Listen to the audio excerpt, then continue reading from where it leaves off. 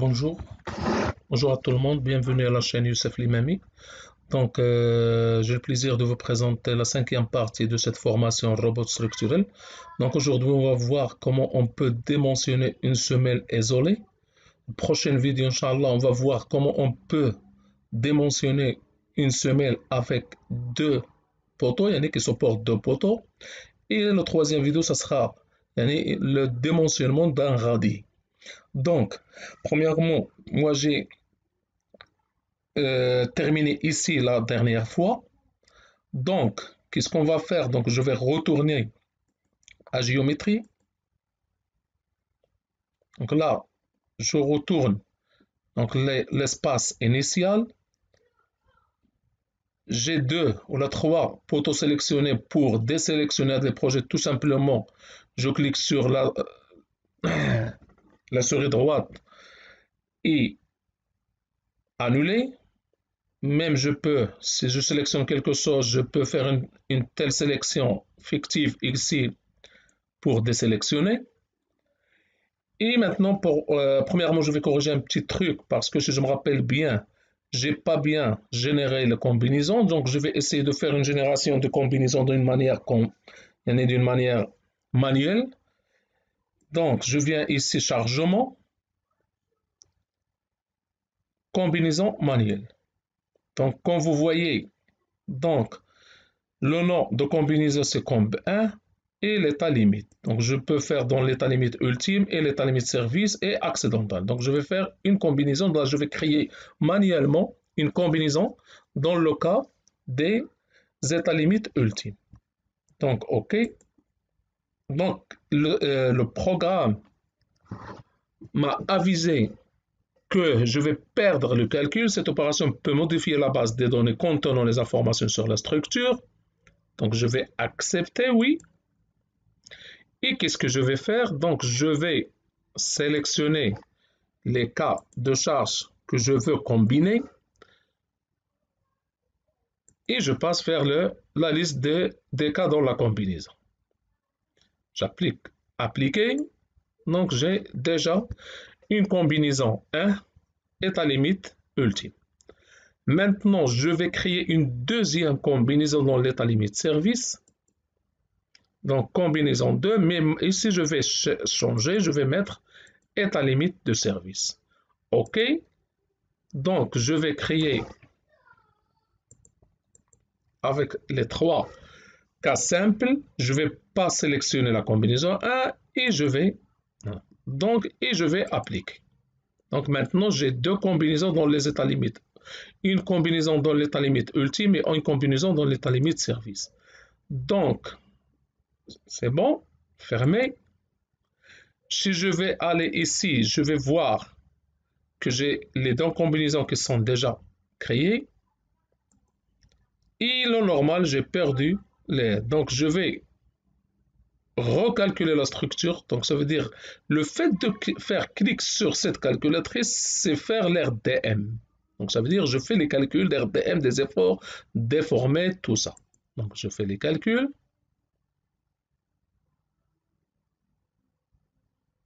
Donc, c'est bon. Donc, j'ai fait les calculs de la structure. Et maintenant, ce que je vais faire, donc, je vais essayer de faire le calcul d'une semelle. Donc, je vais retourner ici. Donc, je vais retourner le cas. Je ne veux pas avoir les profilés des, des poteaux ou des barres. Je vais choisir une poutre. Donc, comme vous voulez, donc, je vais choisir cette poutre.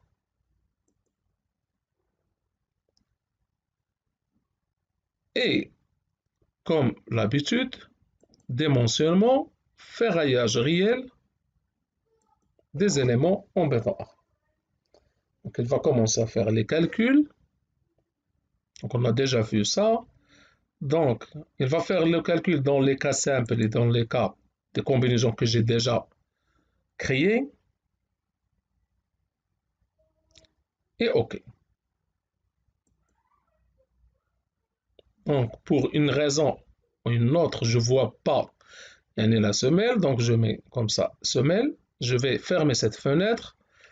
Et le normal, qu'est-ce que je vais faire? Donc, je vais entrer ici.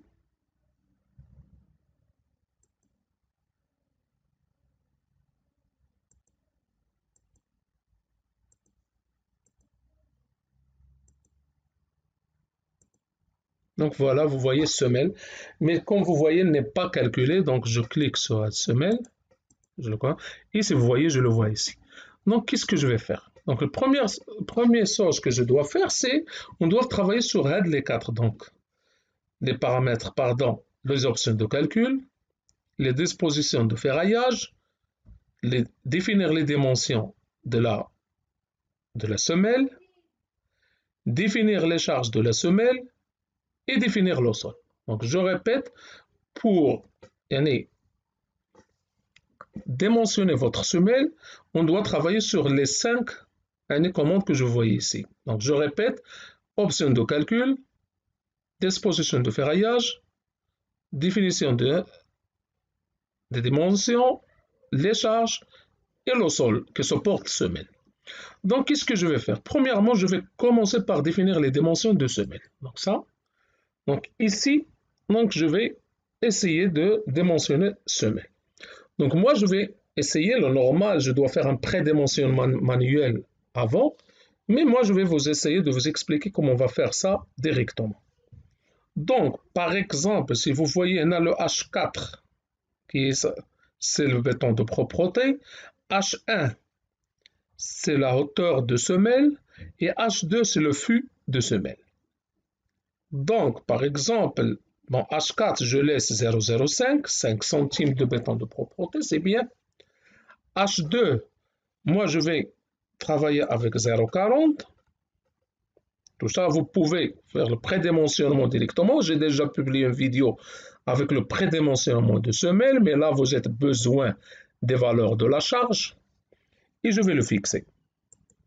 Pour le fût de semelle, je vais mettre, donc c'est, pardon, le fût de, donc c'est le contraire, ici je vais mettre 0,20. Donc ça veut dire 7 H2 et H1 je vais mettre 0,40. Et pour A et B, ça veut dire la base de semelle, je vais laisser libre, je ne vais pas fixer, je laisse 2 mètres parce que je vais laisser le programme pour le dimensionner. Le poteau, on travaille, si vous vous rappelez, dans ce projet, on a travaillé avec des poteaux de 25 x 25. Donc je laisse ça 25, 25. Et l'extensité, c'est là. Si vous voyez, parfois le poteau n'est pas centré. Donc, mais dans notre cas, il est centré. C'est pour cela que je laisse 0, 0 et je veux le fixer pour soyez sûr qu'elle est centrée. Le fût de poteau, comme vous voyez, c'est un poteau au voile béton armé. Vous pouvez travailler également un poteau qui supporte une structure, là, une semelle qui supporte un poteau métallique. Nous, on va travailler un poteau en béton armé, c'est pour cela que je laisse ça. Si vous voyez ici, j'ai 0,15, donc c'est les dimensions de poteau, donc je vais changer 0,25. Et ici, c'est 0,25. C'est bon? Optimisation, c'est quoi ça? Ça, c'est pour dire au programme quel est le type de semelle que vous allez demander. Libre, ça veut dire qu'il peut vous proposer une semelle rectangulaire au carré, mais moi je veux une semelle carrée cette fois-ci. Donc je répète, donc je vais vérifier si j'ai les choses bien faites. C'est bon, j'applique. Appliquer. Très bien. Je peux mettre ça un peu plus petit. Donc comme vous voyez, la semelle 2, 2. Vous voyez ici c'est 40 centimes comme on a là. Et ici vous avez 20 centimes. Très bien. Et il est centré.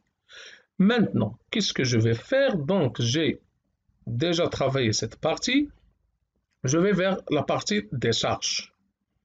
Donc si je clique sur définir charge, vous pouvez noter, vous allez voir, donc, vous trouvez dans cette page, si vous faites un clic sur, vous voyez qu'on va trouver toutes les charges qui vont être appliquées ou utilisées, qui sont déjà calculées par le LRDM qu'on a déjà fait sur cette semaine. Donc N c'est 130, Fx c'est 1,18. Pardon.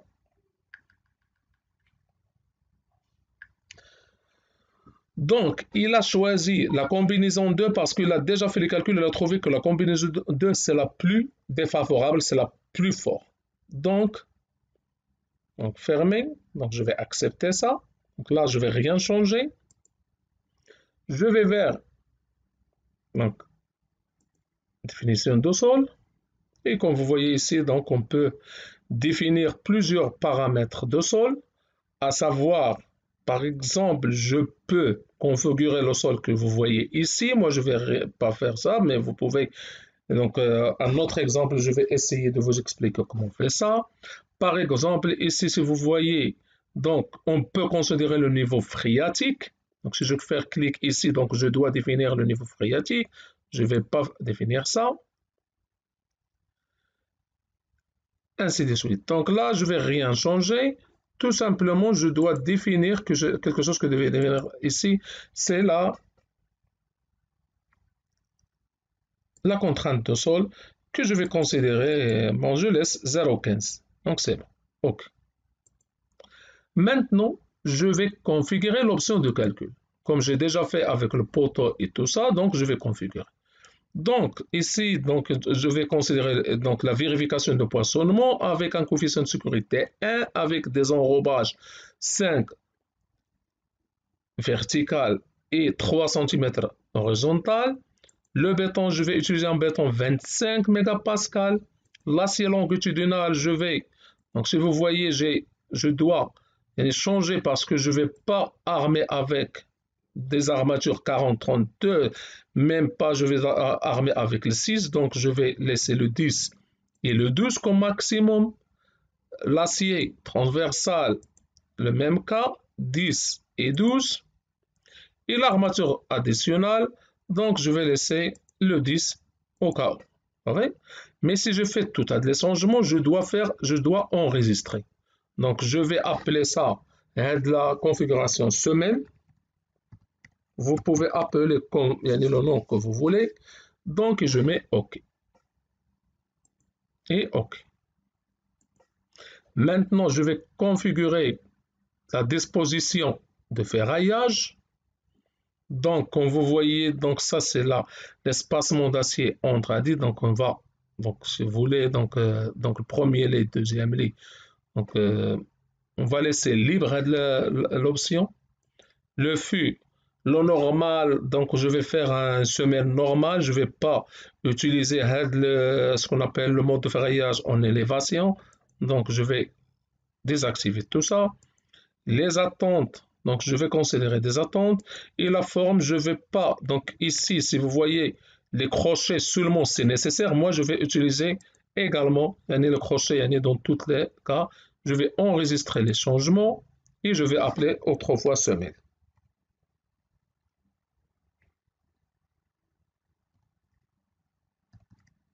C'est bon. Donc, OK et OK. Donc, une fois que j'ai configuré tous les travaux, donc je vais calculer le ferraillage d'une semelle. Donc, je vais cliquer ici sur calculer. Donc, c'est une calculatrice avec une petite section transversale.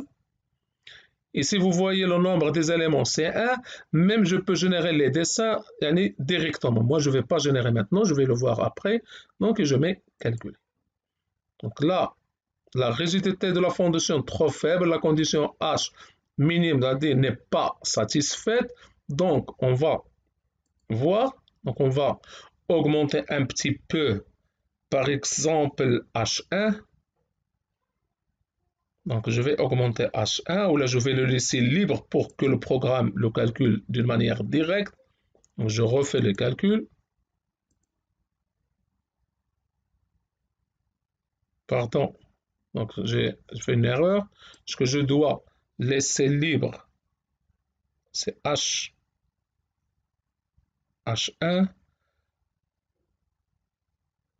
Donc, je vais revoir.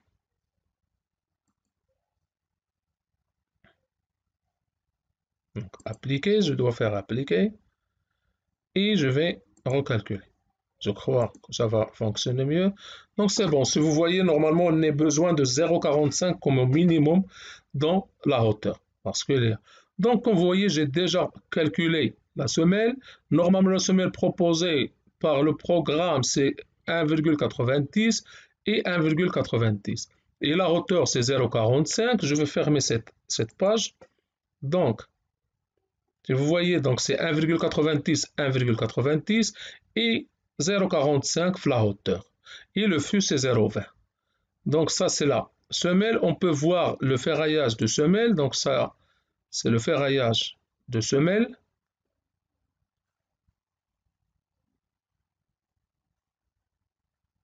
Donc ça, c'est le ferraillage de semelle.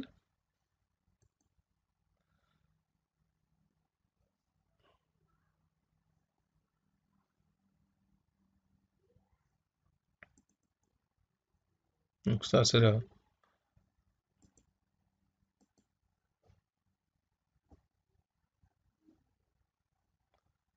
Donc, on va faire une rotation dynamique ici.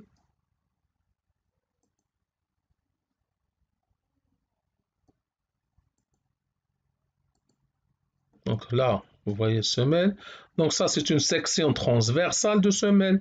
Et ça, si vous voulez, c'est une vue en plan. Donc je peux faire une rotation dynamique pour voir comment est la armée. Donc ça, c'est votre armature. Tout ça, on peut le trouver sur un plan directement. Donc si vous allez ici, plan d'exécution. Bon, avant de faire sortir le plan d'exécution, je vais aller vers la note de calcul. Et ici, vous trouvez tous les calculs faits. Qu'est-ce qu'on va faire dans une autre vidéo? On va voir comment on peut faire les calculs, comment on va produire les calculs ou créer des calculs d'une manière manuelle. Nous-mêmes, on va faire le dimensionnement de semelle, comment je vais étudier le calcul de contraintes, je vais faire la vérification. Cette vérification, ça veut dire que la, que la contrainte transmise au sol est inférieure aux contraintes de sol, comment je peux étudier le soulèvement, mais d'une manière manuelle. Mais ce n'est pas seulement le programme, parce que si on fait un calcul manuel, on peut vérifier les calculs d'un programme. Comment je peux vérifier le glissement et comment je vais faire le calcul de renversement. Dans tout ça, on va essayer de faire le même calcul de programme d'une manière manuelle. Et comment je peux faire le démonstrement. Là, le démonstrement, je vais essayer de faire directement avec le programme. Donc, je retourne, je vais imprimer le plan. Vous voyez, plan d'exécution. Et là, vous voyez, donc là, vous avez le résultat final, c'est votre plan. Qu'est-ce qu'on peut faire? Donc, il y a plusieurs choses à faire. Donc, premièrement, on peut imprimer. Donc, je vais l'imprimer. On peut l'imprimer sous forme PDF. Ça, c'est très important. OK. Donc, on doit donner un nom. Donc, je vais appeler semelle 15 et je vais mettre en bureau semelle 15.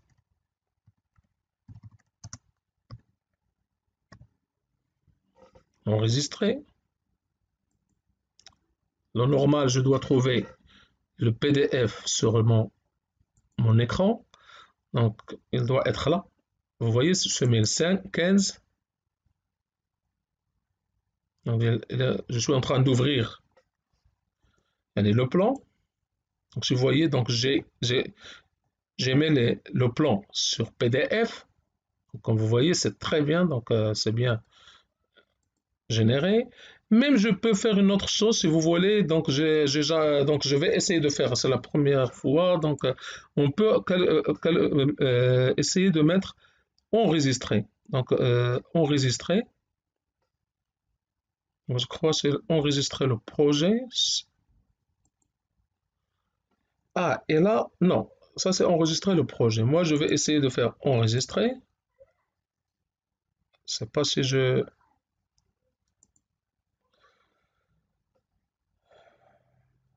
donc, ce que je suis sur un autre format, enregistrer sur un autre format. Ah, c'est très bien. C'est ça ce que je veux. Donc, je répète. Une fois que vous êtes dans le plan, vous pouvez enregistrer le travail sous forme de AutoCAD. Donc, vous allez vers Fichier, enregistrer sur un autre format. Vous voyez, donc je vais essayer de faire d'une manière lente pour que tout le monde puisse comprendre. Et là, je vais appeler semelle 15. Mais maintenant, je vais essayer de faire ce forme DXF. Ça veut dire forme que je peux lire avec AutoCAD. Enregistrer. Donc, je vais mettre sur bureau.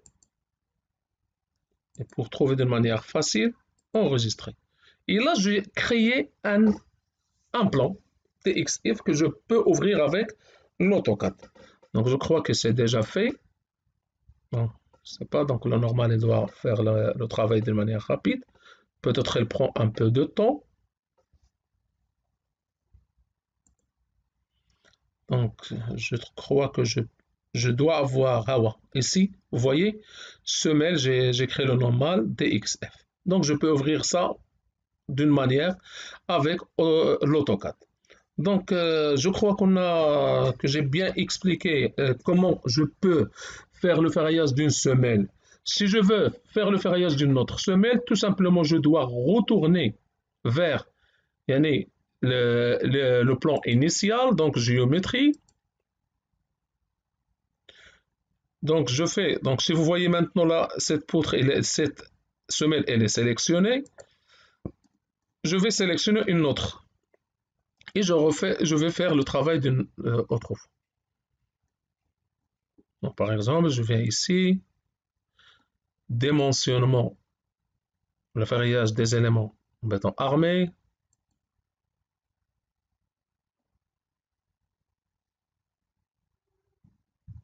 OK. Donc, c'est une deuxième semelle, c'est le 23. Et je vais. Également, je peux faire le travail d'une autre manière. Donc, je peux faire le travail directement ici. Donc, créer une nouvelle semelle. C'est ce qu'on va voir la prochaine vidéo. Donc, si je fais clic sur nouvelle semelle,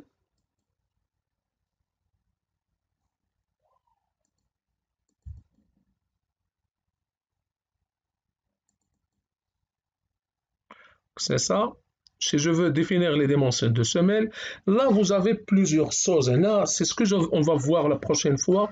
C'est comment on va définir une semelle qui supporte deux poutres. Donc, on va utiliser ça.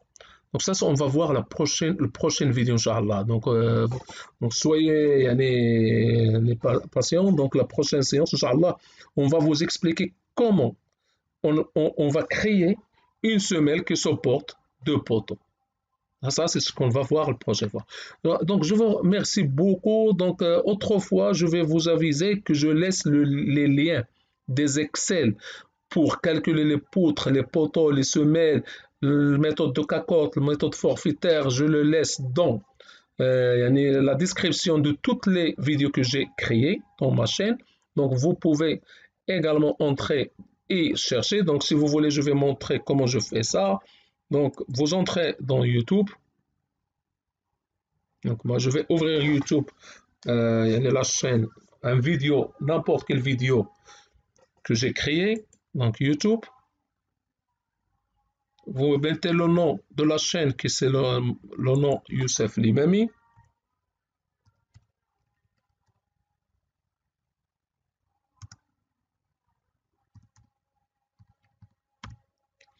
Donc, ici, Youssef Limami.